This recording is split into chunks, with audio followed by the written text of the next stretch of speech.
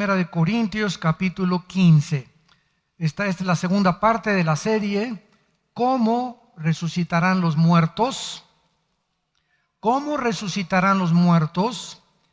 Y hemos estado analizando el capítulo 15, que es uno de los más ricos en información acerca de precisamente el cambio que millones de personas vamos a experimentar cuando muramos, cuando pasemos de un estado físico y pasemos a un estado espiritual, como el cambio que tiene una semilla cuando la siembras y muere, y lo que nace no es el cuerpo con el que se sembró.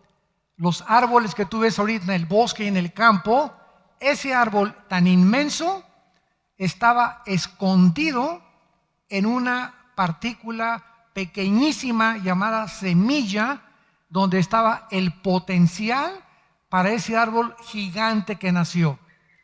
Cuando viene el cocuyo y se pega en el árbol y ahí deja todo el cascarón, se rompe, muere a su antigua vida. Recordemos algo: la palabra muerte no significa cesación o cesar de existir o dejar de vivir. La palabra muerte en la Biblia, en el hebreo y en el griego, significa separación. Esto es muy importante que lo apuntes o que lo mantengas siempre en tu mente.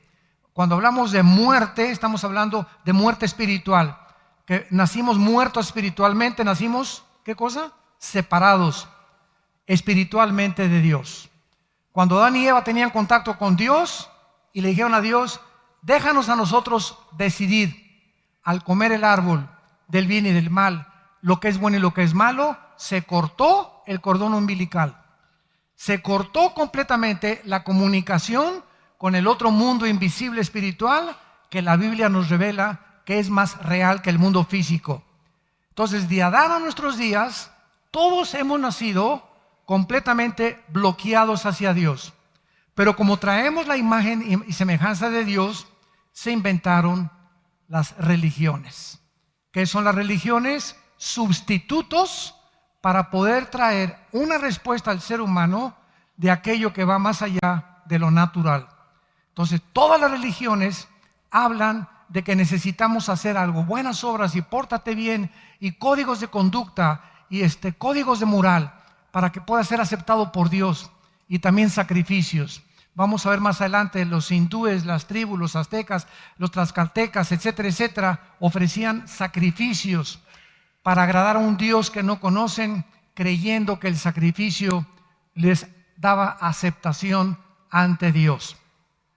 Pero qué maravilloso es que vengamos a la Biblia y podamos descubrir verdaderamente qué cosa hay después de la vida y de qué forma vamos a resucitar y qué clase de cuerpo, cómo va a ser tu cuerpo y mi cuerpo después de vivir.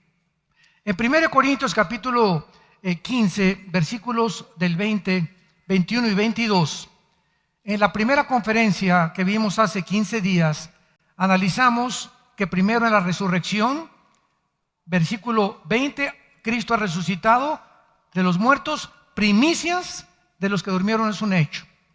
¿Quién ha sido el primer hombre en resucitar en toda la historia humana y no volver a morir? Jesucristo.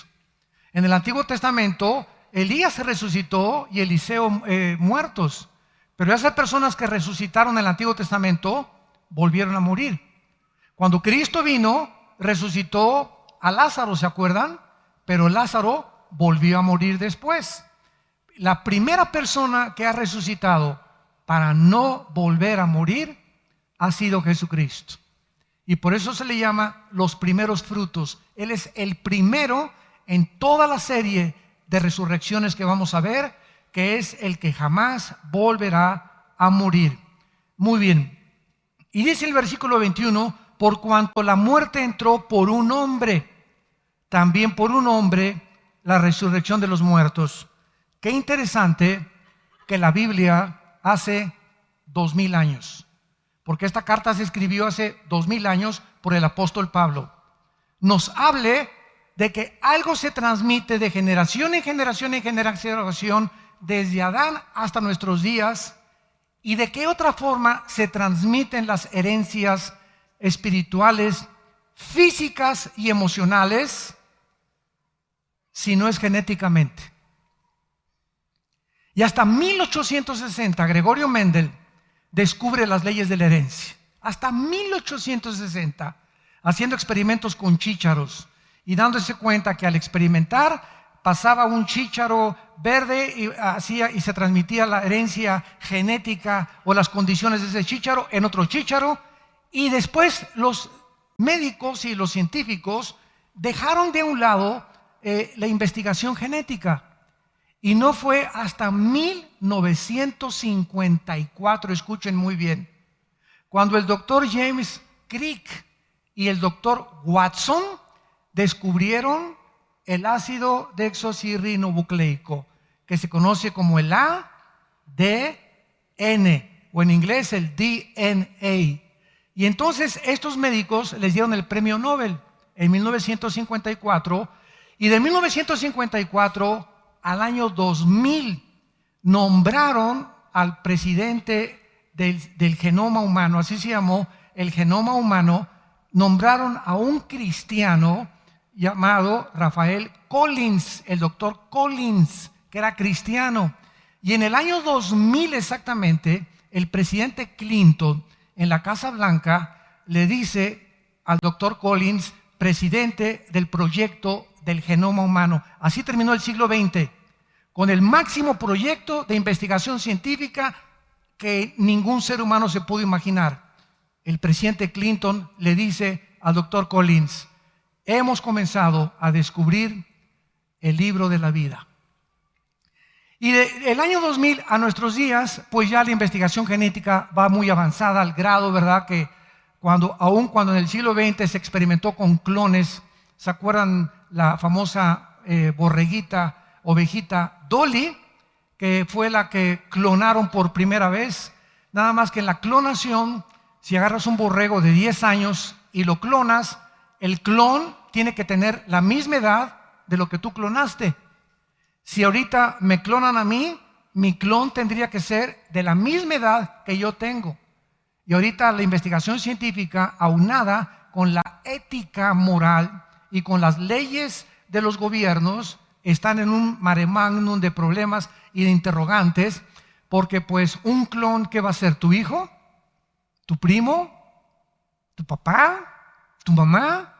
¿Cómo lo va a adaptar la ley? ¿Le podrás dejar una herencia si es que sigue viviendo? Bueno, todas estas cosas que están comenzando ya a investigar, porque ya están en laboratorios clandestinos haciendo la clonación humana.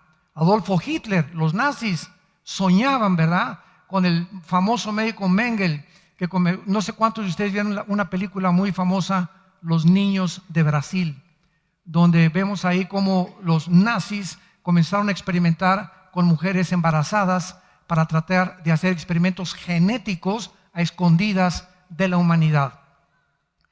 Entonces llegamos a la Biblia y nos muestra claramente en el versículo 21 que hay algo que se transmitió a todos los hombres. ¿Qué es?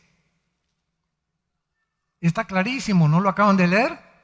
La muerte. Por cuanto la muerte entró por un hombre la resurrección de los muertos. O sea, hace muchos años estuvimos en un programa con un famoso comentarista, Jacobo Zabludowski. A mí me invitaron porque él descubrió que pues, nosotros simpatizábamos con Israel y que nos interesaba el estudio de la Torá. Y él estaba teniendo un programa que se llamaba ¿Qué hay después de la muerte? Y en este programa, un día, este hombre que ya murió, ¿verdad?, Zabludowski, dijo que al concluir el programa, que nadie podía saber qué había después de la muerte o quién podía definir qué es la muerte.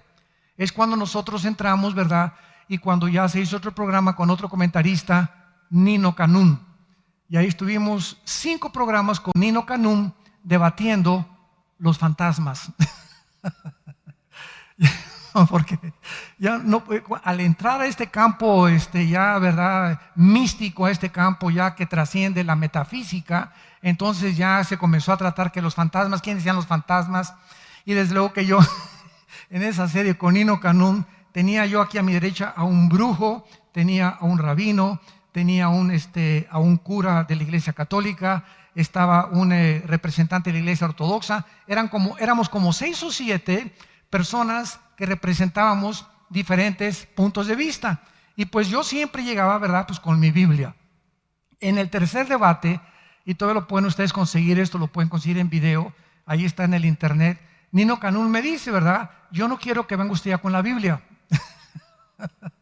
Y le digo, ¿por qué? Me dice, porque el programa se llamaba ¿Y usted qué opina?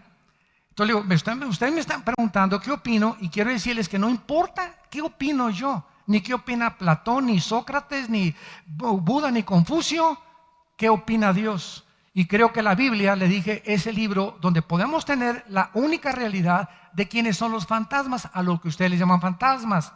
Bueno, el último programa, que fue el 6º o el 7º programa, estaban todos al día alrededor y lo tenemos filmado. El brujo que estaba junto a mí, cuando abrí la Biblia y la comencé a leer, los ojos los puso en blanco, pero así en blanco completamente, y comenzó a sudar, a sudar, a sudar. El otro que estaba junto a mí comenzó como el otro lado, nerviosos, y total, al acabar el programa, eran todos contra mí. Qué interesante, ¿verdad? Todos se unieron para atacarme. Y acabé el programa diciéndoles, solamente quiero terminar diciéndoles algo. ¿Quién de todos ustedes tiene un libro más grande que la Biblia? Se hizo un silencio sepulcral. Sácame el Ramayana, el Tripitaka de Buda, los Vedas de los persas. Tráiganme ustedes los libros sagrados que quieran. ¿Qué libro nos puede dar información de la vida después de la vida si no es la Biblia? Y se callaron todos. Le dije, bueno, pues ahí se los dejo tarea. Que Dios los bendiga y ojalá que puedan recibir a Cristo como su Salvador. Y así acabó la serie. Pero así cada vez que enfrentamos o eventos o desafíos o programas, ¿verdad?, el mundo no puede opinar más que hipótesis, filosofías, teorías, pero no hay ninguna realidad.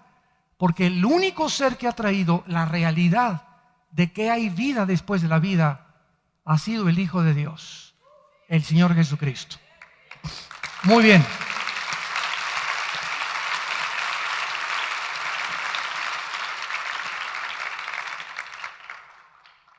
Para poder profundizar más en esto, tenemos que poner muchas bases como la genética.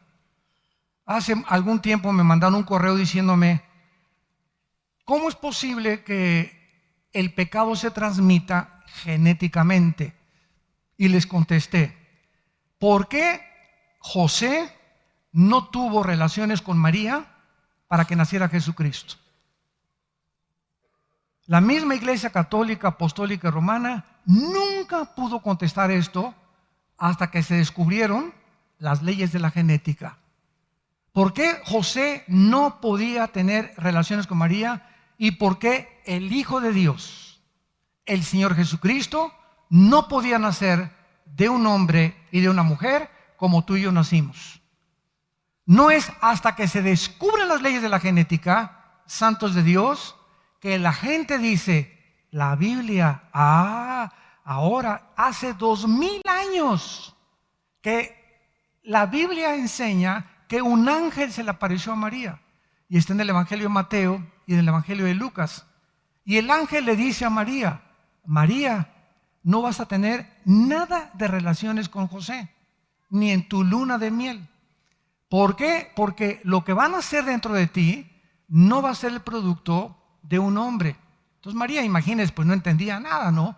Sino que el Espíritu Santo te cubrirá, síganme con mucho cuidado, y la genética enseña que las mujeres tienen 2 cromosomas XX. El varón tiene la cromosoma XY. La Y es la que determina el género masculino. Si yo soy varón y tú eres varón, es porque el cromosoma Y de nuestro papá, de nuestro padre varón, ovuló y fertilizó las 2X de nuestra madre. Y si hubiera el cromosoma X de mi papá sido el que ovulara y fertilizara el óvulo de mi mamá, tú naciste mujer. Entonces, el varón es el que determina el sexo. del que van a nacer. Si el cromosoma X fertiliza, van a ser mujer. Si es Y, es el varón, porque es en el cromosoma Y donde Dios estableció el género masculino. Ahora, muy bien, ¿qué necesitaba María? Síganme con mucho cuidado.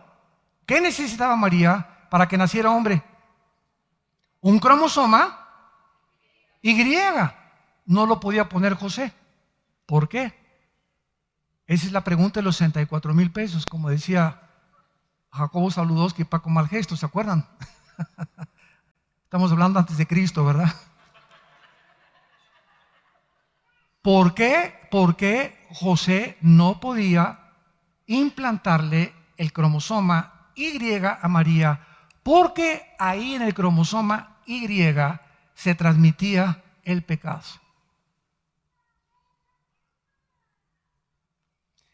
El pecado se transmite genéticamente. No significa que la mujer no peque, pero nosotros los hombres tenemos la semilla. Se llama en el griego cera en el hebreo y en el griego esperma. Y se tradujo esperma o semilla en la Biblia. Entonces, la semilla, el esperma, no lo tienen las mujeres, lo tenemos los hombres. Y la mujer es la receptora de la semilla que nosotros le implantamos en su útero. Y si yo le implanto a mi esposa mi cromosoma, el que lo decide es Dios, Y, vamos a tener un bebé varón. Pero si fue el cromosoma X el que fertilizó a mi esposa, vamos a tener una niña, porque es lo que determina el género, los cromosomas. Entonces, qué increíble que hace 2000 años, cuando hasta 1860 se comienza a investigar las leyes de la herencia, y hasta el siglo XX, 1954, se les da el premio Nobel de genética y de medicina al doctor James Crick y el doctor Watson por descubrir el ADN. La Biblia es más moderna que la ciencia de mañana en la mañana. Ya la Biblia establecía las leyes de la genética desde el libro del Génesis. Cuando Dios dice en Génesis 1, del 11 al 12, hace 4,500 años, cada fruta va a dar una fruta, cada semilla va a dar una fruta conforme al ADN que tiene esa semilla. Claro que no dice ADN, dice según su especie o su género. Entonces la semilla de la uva tiene un software, tiene un código genético establecido por Dios para que cuando yo siembre la semilla de la uva no dé plátanos, ni naranjas, ni chabacanos, ni melones, ni sandías. Va a dar esa semilla de acuerdo a la información que Dios implantó en ella. El color de la fruta, las vitaminas y minerales que están escondidas en esa microscópica semilla. En la de la naranja, naranjas, la del chabacano, chabacanos, la del melón, melón, la de sandías, sandías. Todas las semillas traen diferente código genético hereditario. Y cuando la ciencia comienza a descubrir todas estas cosas, ¿por qué la ciencia descubrió esto hasta estos tiempos? Porque Dios sabía que antes de que Él regrese, nos va a dar muchísima más iluminación para que la gente entienda que no es falta de evidencias por lo que no creen en Dios, como muchos ateos esgrimen y argumentan, como el famoso ateo Carlos Sagan, el astrónomo del siglo XX, que dijo: Dios nos hubiera dado más evidencias, o por lo menos hubiera dejado ver para que creyéramos en Él, cuando las evidencias están a nuestro alrededor, en el mismo mundo de la genética. Entonces, somos espíritu, de acuerdo a la Biblia, tenemos un alma y vivimos dentro de una botella, dentro de un envase, dentro de un cuerpo que todos los días está muriendo.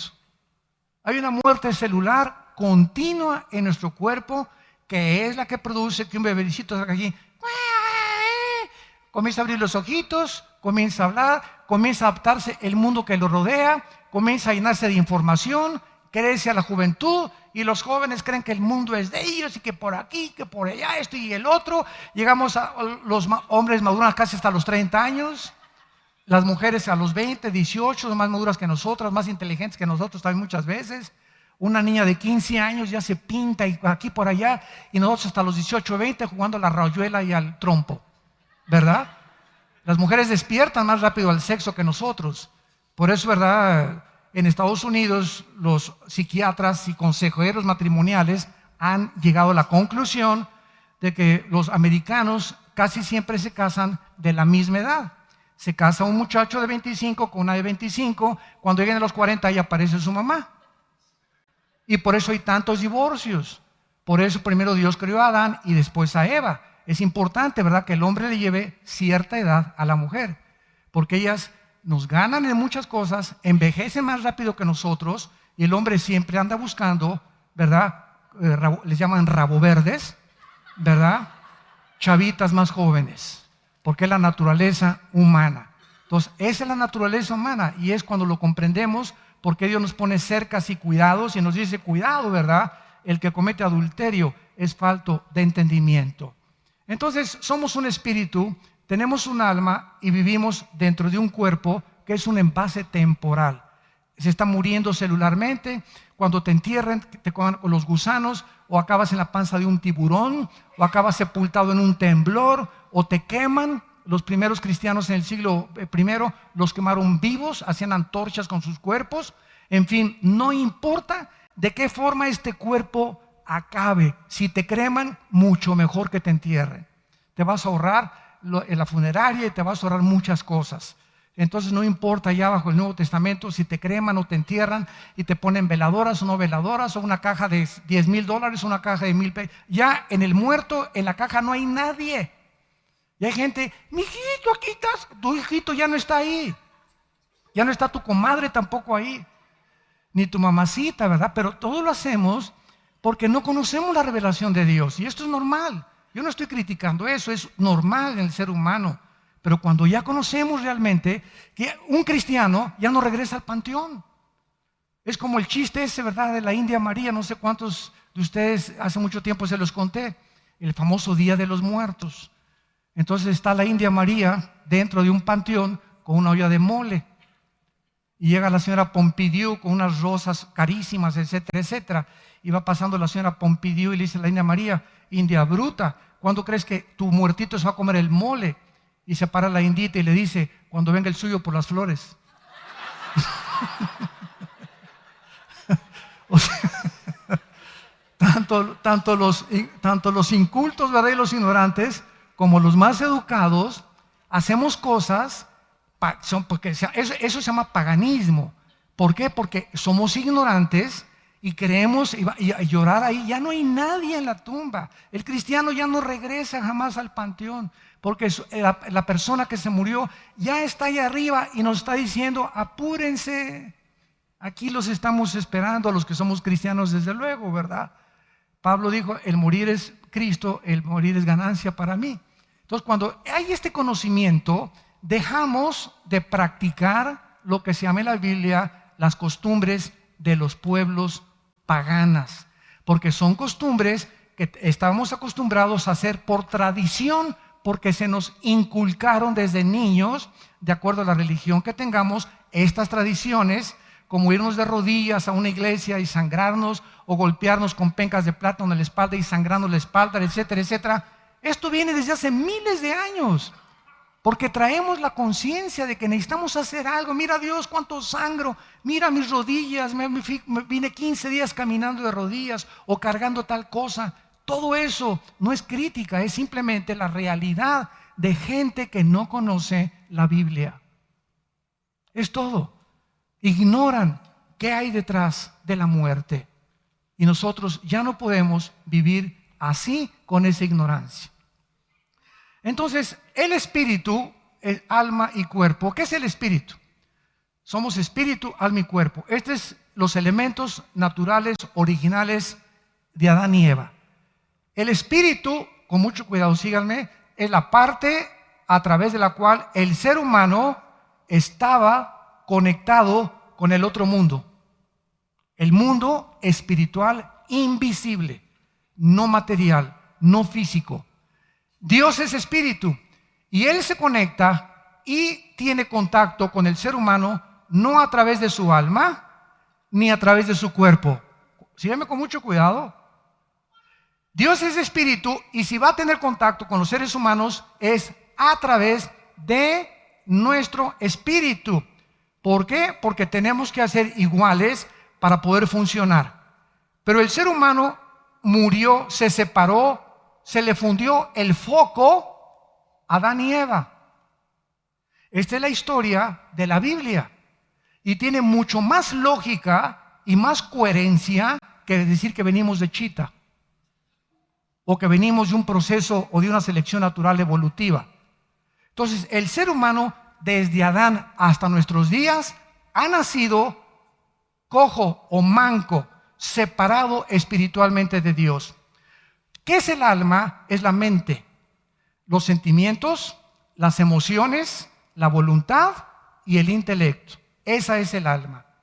La mente, el intelecto, la voluntad y los sentimientos. Entonces, cuando nosotros estamos en el alma, que es la mente, vemos que el cuerpo es la que gobierna la mente de una persona desde Adán a nuestros días. El ser humano, escúchenme muy bien, y esto lo descubrió un gran psicólogo que yo admiraba muchísimo, que se llamaba Erich Fromm. Yo leí como 7, 8 libros de Erich Fromm y me maravillaba la inteligencia. Él murió en Cuernavaca, Morelos, aquí en México. Era un hombre inteligentísimo de origen alemán. Y Erich Fromm dijo, ¿verdad? El hombre es mentira que sea gobernado por la razón. Es lo que él concluyó, lo que dice Romanos 7. No es cierto que sea la razón la que nos gobiernan las pasiones del cuerpo. Se los voy a demostrar. Le preguntas a una persona que fuma, ¿por qué fumas? ¿No sabes que el cigarro te amuela los dientes, las encías, la lengua, la tráquea, el paladar, la faringe, la tráquea, los pulmones, los alvéolos pulmonares, todo tu cuerpo que te estás envenenando? ¿No lo sabes? Y te contesta, ¡ti! ¿Y por qué lo haces? O sea, aquí la mente te está diciendo, esto no es más, ¿cómo puedes tú llamarte un ser racional y autodestruirte? O sea, entonces no puede tu mente gobernar tu cuerpo y decirle, pues ya no te voy a dar cigarro. ¿Qué no sabes que el alcohol te puede producir cirrosis y te pone así el hígado y acabas mal y vendes tu negocio, abandonas a tu familia? ¿Es el daño del alcoholismo? ¡Sí! ¿Y por qué te sigues emborrachando? Y la respuesta es, porque no puedo dejarlo. Porque ya tengo la adicción. ¿Qué no sabes que la pornografía es el veneno más grande? Te bloquea de Dios, te llena de tinieblas la mente, te comienza a desintegrar tu personalidad y tu carácter. ¿No sabes que la pornografía atrae demonios a tu vida y a tu casa y que se van sobre tus hijos? ¡Sí! ¿Qué concluimos? Que somos autodestructivos. Que es mentira, como decía Erich Fromm, que no era cristiano, es mentira que seamos gobernados por la razón. El hombre es gobernado por sus pasiones. ¿Qué no sabes que a las 10 de la noche pedir pizza para cenar? Tienes panza, traes una fosa séptica ahí de este tamaño y vas a Domino's y no sabes que un pedazo de pizza tiene cantidad de harina y colesterol y glucosa, etcétera, etcétera. ¡Sí! ¿Qué no sabes que la Coca-Cola, tú te tomas una Coca-Cola y necesitas correr 15 kilómetros para eliminar el azúcar que tienes en tus riñones y en tu hígado y en tu páncreas? O sea, tiene ingrediente la Coca-Cola, es es azúcar.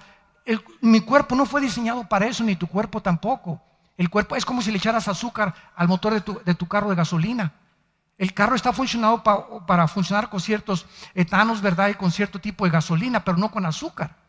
Entonces, el ser humano es autodestructivo. Sabemos, tenemos la nutriología moderna, el internet, consulta la glucosa, el colesterol, y sabemos que nos hace mal y seguimos comiendo y haciendo las cosas que nos destruyen.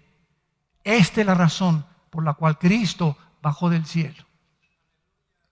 Para libertarnos de la esclavitud del cuerpo. Cuando Cristo viene a tu vida, vean lo que pasa. Él, Señor, ven a mi vida, se lo dices por la mente. Y entonces despierta tu espíritu por primera vez. Es una resurrección espiritual. Y el Espíritu Santo entra a tu espíritu. Y entonces ahora con Cristo en mi vida, en la forma del Espíritu Santo, comienza mi alma, mi mente, mis emociones, mis sentimientos a recibir la información de aquí a acá. Y entonces mi alma comienza a renovarse, comienzo a sacarme a Che Guevara y al marxismo y al fascismo y al nazismo y al comunismo y al ateísmo y al materialismo y al empirismo y al hedonismo y a todos los rollos y las infecciones de los virus. Estamos envirulados. Estás envirulado. Ustedes que me escuchan que no tienen a Cristo, por eso haces lo que haces. Traes un virus muy tremendo y no te permite ver el programa de tu computadora porque está envirulada tu computadora. Esta está envirulada. Entonces la mente comienza a ser transformada. Y entonces la mente, al comenzar a ser transformada y sacar los programas que nos envirularon, esta mente comienza a darle órdenes a mi cuerpo ahora. Romanos 12:1. Presenten vuestros cuerpos en sacrificio vivo. Ahora mi cuerpo, ¿verdad? Quiero pizza, no le doy nada. Señor, tengo el cigarro, acabo de ir a Cristo. Yo recuerdo, ¿verdad? Yo me fumaba 2 cajetillas diarias de cigarros. Yo comencé a fumar como a los 14 años y hasta los 25, 26 que me convertí. El día que me convertí llegué con una convicción tremenda en mi vida, sabiendo que Jesús era real, que no entendía muchas cosas, pero que era lo que yo necesitaba. Me acuerdo que los agarré así y dije, desde ahora a la basura. Y todo a la basura. Me daban mis toques de la Golden de Acapulco también. Los que no sepan, eso es la mota, ¿verdad? La marihuana. O como le quieran llamar, con tus carrujos, ¿verdad? Mi hermano y yo éramos bien carrujeros. Ahí como nos ven, ¿verdad? Ahí como nos ven, ¿verdad? Usted, pastor, así es, le entramos, nos decían los metodistas porque le metimos a todo. Ya no dice amén. Pero probamos de muchas cosas, ¿verdad? Y a los 25 años cuando vivía Cristo, porque ¿qué buscaba en las drogas? ¿Qué buscaba en el alcohol? ¿Qué buscaba en el adulterio? ¿Qué buscaba en el sexo? ¿Qué estábamos buscando? Algo que nos pudiera realmente liberar de la esclavitud del pecado. Y por eso hay alcohólicos anónimos, marihuanos anónimos, neuróticos anónimos. Y hay instituciones altruistas muy buenas. ¿Cuál es el propósito? Pues te liberan del alcohol, pero sigues robando. Y te liberan de las drogas, pero tienes otros problemas. Cristo viene a la raíz, no a cortar ramas de nosotros, no a que ya no seas alcohólico ni seas marihuano, sino viene a la raíz, a desenganchar, a desarraigar la raíz que está en el corazón e implantar dentro de nosotros una nueva naturaleza. El que está en Cristo, nueva criatura es. Nueva criatura es.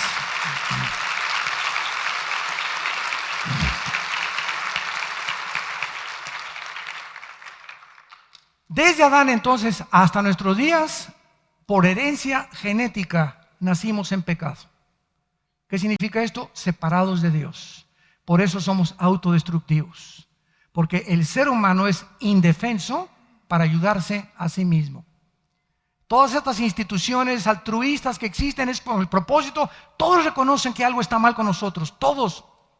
Estamos en el siglo XXI.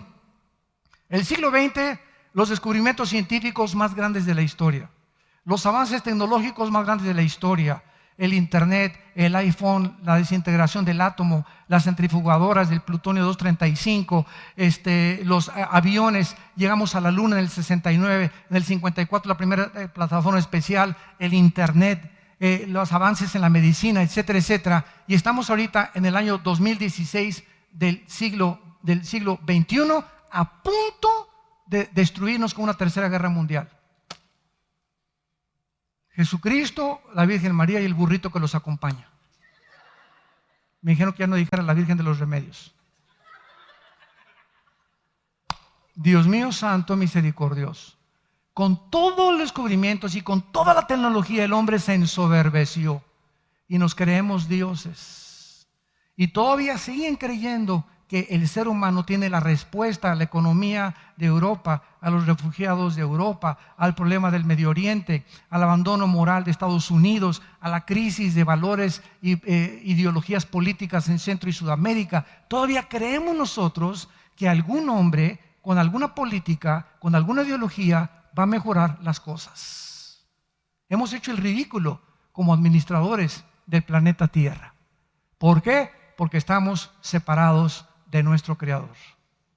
Y Él ha venido y viene esta mañana para entrar a tu vida y para transformar tu vida y para darte la esperanza de volver a vivir algún día con Él. Y a continuación vemos nosotros el ejemplo que Dios usa a través de Pablo en el versículo 21 y 22. Por cuanto la muerte entró por un hombre, ahora la respuesta es ¿cómo entró? Genéticamente. Dice el Salmo 51, en pecado me engendró mi madre. Nacemos en pecado todos los seres humanos. También por un hombre la resurrección de los muertos. O sea, un hombre echó para abajo a toda la raza humana, de acuerdo a Adán. Un hombre nos hundió a todos, ¿sí o no? Es lo que dice la Biblia. Vino otro hombre y levantó otra vez lo que ese primer hombre, Adán, hizo. ¿Por qué hace Dios esto? Esto lo explica Romanos 3 y Romanos 4, pero no vamos a ir ahorita. Adán, hagan de cuenta que el ser humano fue creado así, en una balanza, equilibrado. Entonces, Adán, ¿qué hace? Peca y entonces, desde Adán a nuestros días, todos nacemos con la inclinación, escúchenme muy bien, hacia el mal, no hacia el bien. Y no necesitamos la Biblia para confirmar esta grande verdad. Los niños, tú nunca les enseñas a portarse mal. ¿O sí? Les enseñamos a portarse bien, porque el mal lo traen por herencia. Y ve a un niño de 1 año y medio, 2 años, son los dictadores de su casa.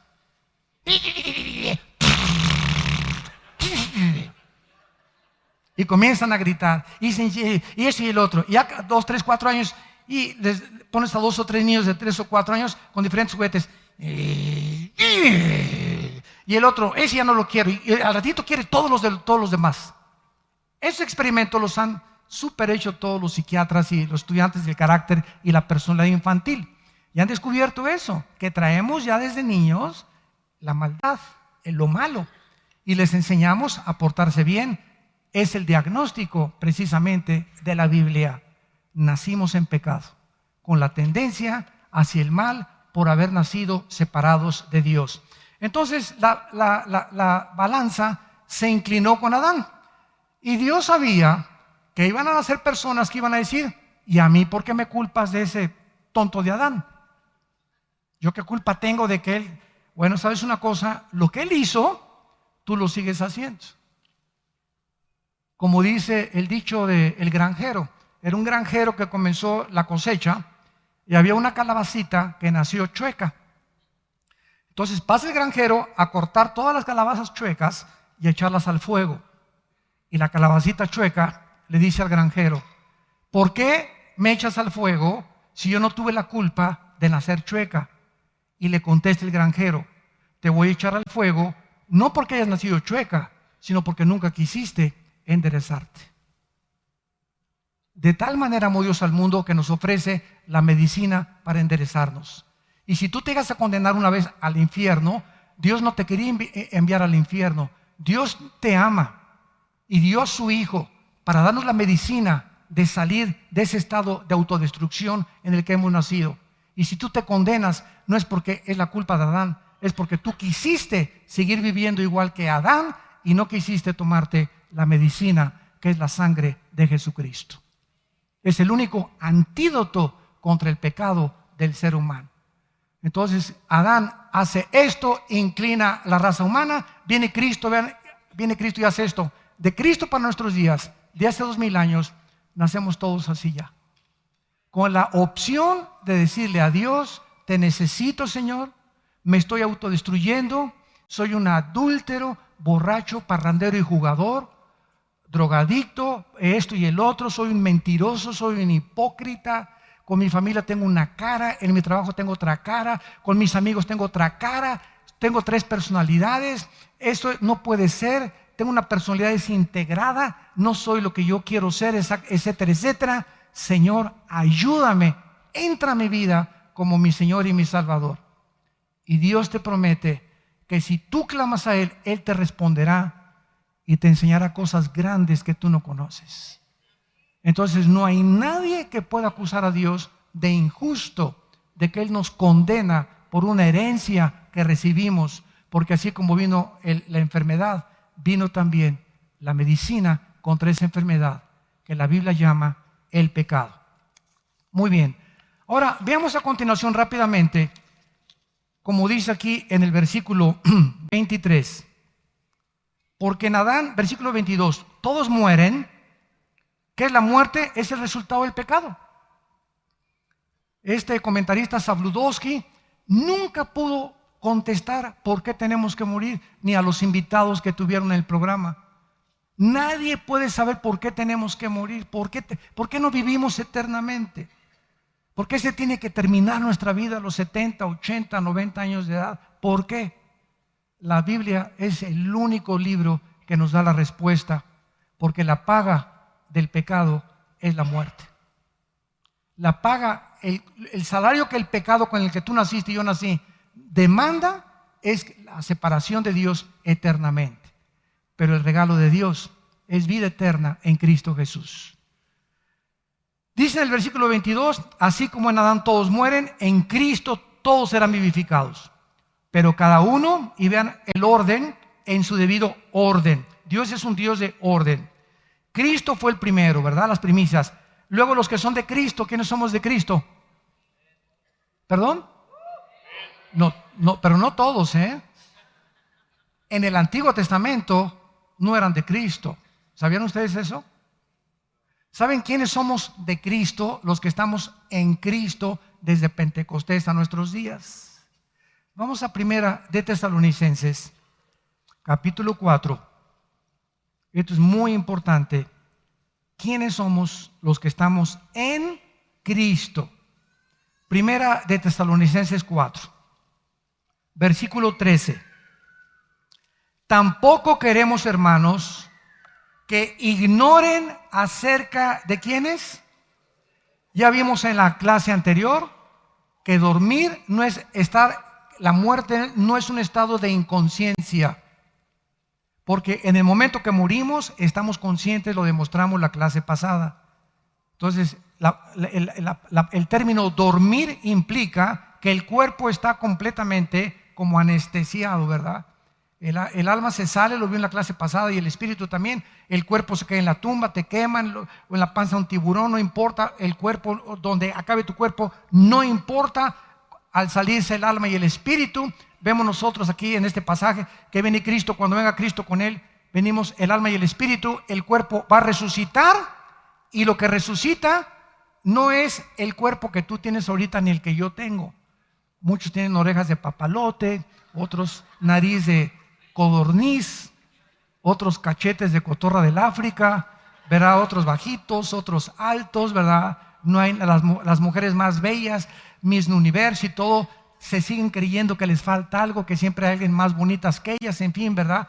Nunca vamos nosotros a estar satisfechos con el cuerpo que tenemos. Siempre queremos mejorar algo, que me respingue la nariz, que las orejas me las aplaquen, que me hagan más pompas aquí atrás, que me den más músculos por acá, que botox, que esto y que el otro, porque no es pecado el querer mejorar nuestra apariencia.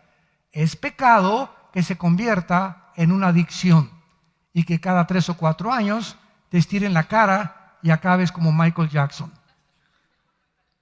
Esto es importante porque muchas mujeres en muchas conferencias nos han preguntado, ¿es malo que una mujer se haga cirugía plástica?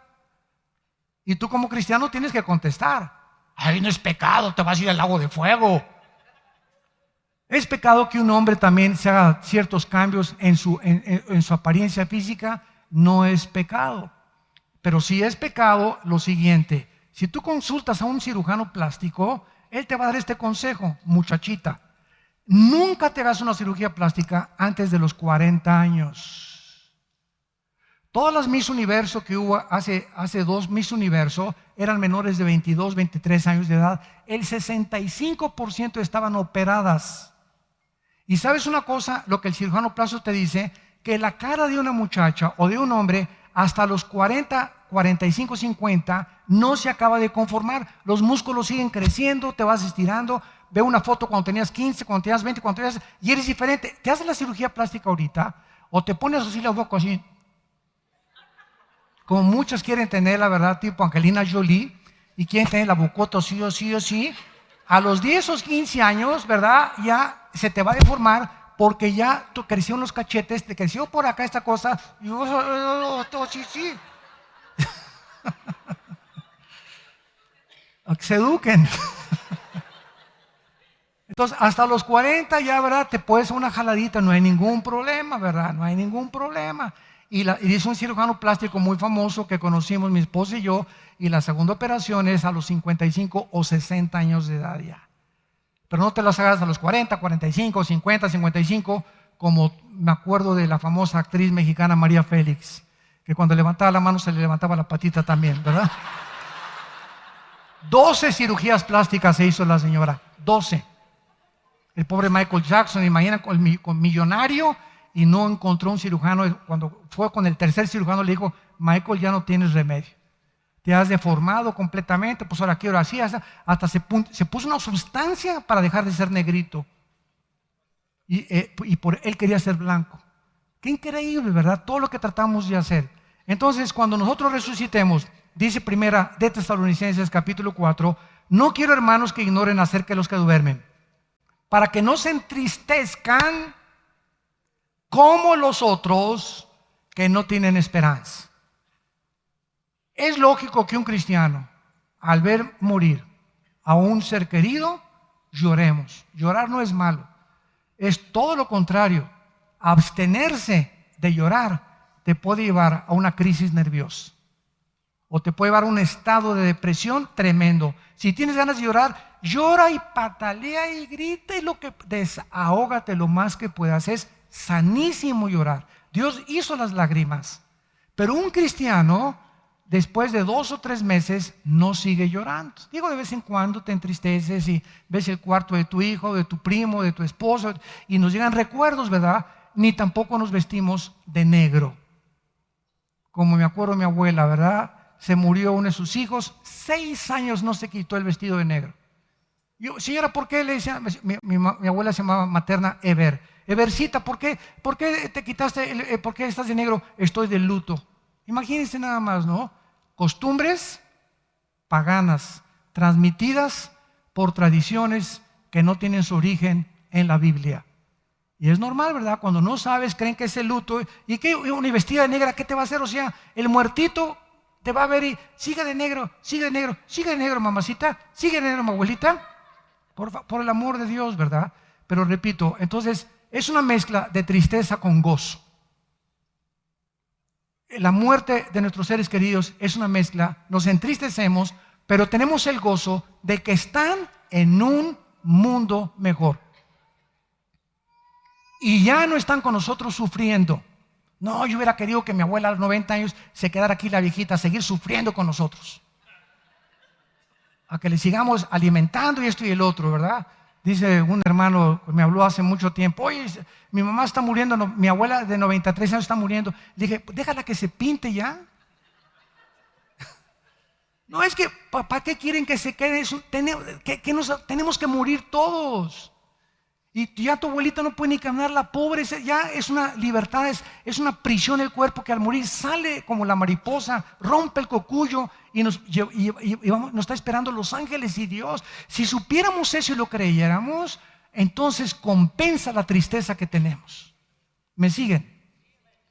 Entonces ya se compensa, está en un lugar mejor. Haz de cuenta que lo mandaste a España o que lo mandaste de primer ministro a Inglaterra, o sea, no lo vas a volver a tu hijo, pero está en un mundo mucho mejor del que tú te puedas imaginar. Haz de cuenta que está en Disneylandia todos los días. Entonces eso nos consuela.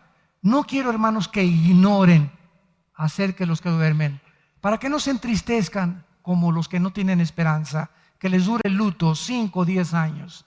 Tenemos que seguir viviendo, santos de Cristo. Tenemos que seguir viviendo.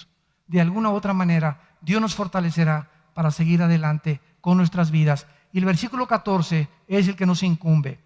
Porque si creemos, hay un sí condicional, si realmente crees que Jesús murió y resucitó, así también traerá Dios con Jesús a los que durmieron en Él, en Cristo. ¿Y desde cuándo estamos en Cristo? ¿Desde cuándo estamos unidos en su cuerpo, en su carne y en sus huesos? Desde el día de Pentecostés. ¿Qué es el bautismo del Espíritu Santo? La operación del Espíritu Santo, donde Dios nos amalga, nos une, nos identifica. Él es la cabeza y nosotros su cuerpo. Estamos en Él. Dice Efesios 5, es un misterio espiritual. Pertenecemos al cuerpo de Cristo. ¿Qué es la iglesia? No es el edificio, no es la covacha, no es nada. La iglesia es donde 2 o 3 nos reunimos en su nombre. Somos nosotros las personas, la iglesia. Entonces, antes del Antiguo Testamento no estaban en Cristo. Cuando venga el rapto de la iglesia, que ya no tarde en venir, y desaparezcamos millones de personas, solo de Pentecostés a nuestros días, desde 2000 años para acá, nos vamos a ir con Él.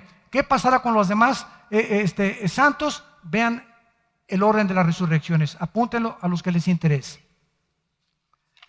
Las resurrecciones, la Biblia nos muestra de 6 resurrecciones en la Biblia. El primero fue Cristo. El segundo, nosotros, los que somos de Cristo, o sea, la iglesia. En tercer lugar, Apocalipsis 11, los 2 testigos van a resucitar en Jerusalén cuando el anticristo los mate. Número 4, Daniel 12, del 1 al 2, los santos del Antiguo Testamento. En la segunda venida de Cristo, cuando vengamos con Él, los santos del Antiguo Testamento van a ser resucitados. ¿Por qué? Porque hagan de cuenta que aquí es el rapto y van a pasar los 7 años de tribulación. Nos vamos con Cristo y mientras pasan 7 años de tribulación aquí en el mundo, juicios tremendos, en el cielo, en esos 7 años, nosotros estaremos en el tribunal de Cristo, Romanos 14:10, 1 Corintios 3, del 10 al 14, para ser juzgados por nuestras obras, no por la salvación, porque la salvación no se puede perder. Seremos juzgados por lo que hicimos o dejamos de hacer mientras estuvimos en el cuerpo. Entonces, y vamos a las bodas del Cordero. Entonces, el tribunal de Cristo y las bodas del Cordero en el cielo, mientras pasa la tribulación. Al acabar la tribulación, la tercera guerra mundial, el Armagedón, bajamos con Cristo, todos los que morimos ya, y entonces establecemos el reino de Dios aquí en la tierra, y aquí en esta segunda venida, los santos, Daniel 12, el 1 al 2, del Antiguo Testamento, desde Adán hasta Pentecostés, resucitan para poder entrar al reino milenial junto con nosotros. Esa es la cuarta resurrección. La quinta la tenemos en Apocalipsis capítulo 20, versículo 5. Al terminar el milenio hay otra resurrección. Los otros muertos, Apocalipsis 25, no volvieron a vivir hasta que se cumplieron 1000 años. Esta es la quinta resurrección. Esta es la primera resurrección. Bienaventurados los que tienen parte en la primera resurrección. La segunda muerte no tiene potestad sobre estos, sino que serán sacerdotes de Dios y de Cristo y reinarán con Él 1000 años. ¿Por qué se le llama la primera resurrección si realmente es la sexta? Porque en Juan 5, con mucho cuidado, en Juan capítulo 5, Jesús dijo esto, versículos 23 en adelante: he aquí viene el día cuando todos los muertos oirán la voz del Hijo de Dios. Los que hicieron lo bueno saldrán a resurrección de vida, y los que hicieron lo malo a resurrección de condenación. De acuerdo a Jesucristo, hay 2 resurrecciones, de los buenos y de los malos, y parecería que estuvieran juntas, pero a la primera resurrección pertenecen todos nosotros, los que acabamos de mencionar: Cristo, los que somos de Cristo, los 2 testigos, y los santos del Antiguo Testamento pertenecen a la primera resurrección, y la segunda resurrección es la de los incrédulos. Entonces, la primera resurrección tiene 5 o 6 fases diferentes, en diferentes tiempos, y la segunda resurrección es la de los incrédulos después del milenio, Apocalipsis 20, del 11 al 15, los condenados al final del reino milenial. Los perdidos resucitarán para presentarse ante Dios. Estaremos nosotros en el gran jurado. Dice 1 Corintios 6, del 1 al 4, que los santos vamos a ser el jurado cuando Dios juzgue al mundo. Imagínense nada más. Nosotros vamos a ser el jurado, el juez, Jesucristo. Y van a estar ahí todos los que rechazaron a Cristo y millones de ángeles. Y cuando le diga a Dios a Judas, Judas, come here. Señor, pero quiero decirte algo. Aquí traigo mi abogado, que es el diablo. Y el diablo dice que te dijera que si tú no me hubieras escogido para la condenación, tu hijo no hubiera muerto. Y si tu hijo no hubiera muerto, no hubiera habido salvados. Y si no hubiera salvados, nadie estaría aquí. Así que, Señor, en lugar de esto, me deberían dar gracias de que yo entregué a Cristo. ¿Me siguen con esa línea de lógica elemental? ¿Qué le va a contestar Dios? ¿Sabes una cosa? Yo no te escogí para que fueras al infierno. Ese es un calvinismo extremo. Así se llama teológicamente. Ni escogí a otros para que se fueran al cielo. Yo sabía quiénes iban a condenar. Pero ¿sabes qué, Judas? Tú escogiste eso. Y si yo hubiera impedido que entregaras a mi hijo, hubiera violado, Judas, la característica más grande que les entregué a los seres humanos y a los ángeles: la libertad y el libre albedrío. Y eso no lo puedo violar, porque dejarías de ser responsable.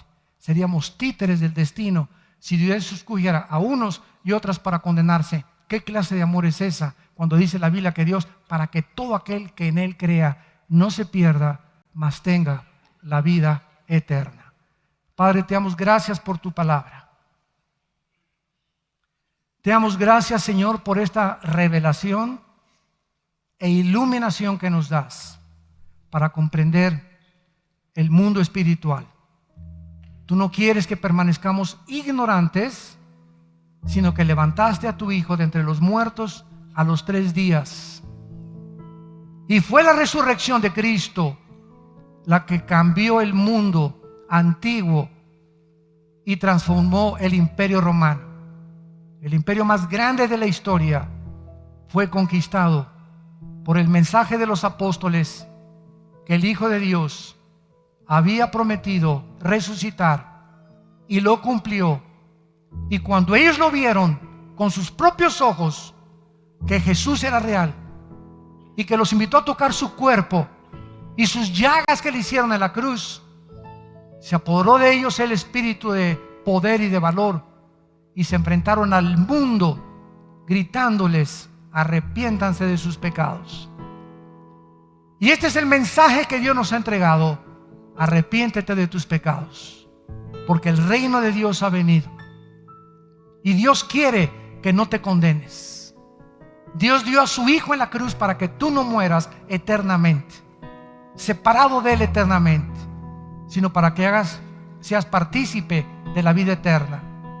Invita a Jesús en tu vida y dile: Señor mío y Dios mío, creo que en la cruz pagaste con tu sangre por mis pecados, que soy un ser autodestructivo y que si tú no intervienes en mi vida, yo no puedo cambiar. Creo que volveré a vivir contigo porque creo que tú eres el Hijo de Dios. Te recibo como mi Señor y mi Salvador, en el nombre de Jesús.